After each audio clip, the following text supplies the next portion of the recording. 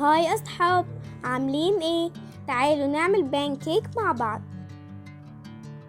هنجيب بيضتين وعليهم رشة فانيليا ونص كوباية سكر ونضربهم كويس جدا لحد ما لونهم يبقى فاتح، وبعد كده نضيف عليهم 3 معالق كبيرة زيت وكوباية ونص دقيق، عليهم معلقة كبيرة بيكنج باودر ورشة ملح، ونقلب ونضيف عليهم كوباية لبن بالتدريج ونقلب.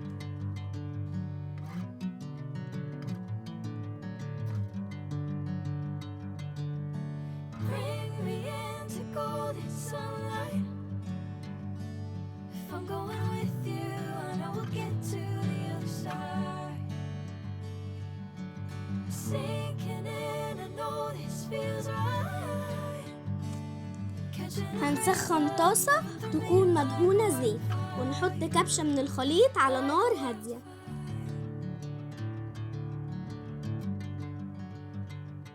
وأول ما الأطراف لونها يبقى ذهبي نقلبها على الوش التاني.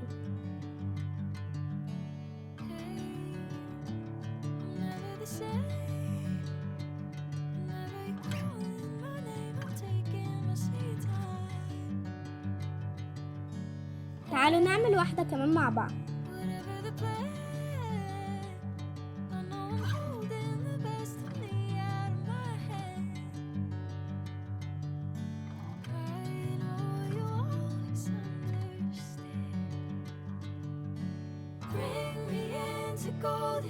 وده شكله بعد ما خلصت الكمية كلها. وهنا ضفت عليه صوص شوكليت وكان طعمه تحفة.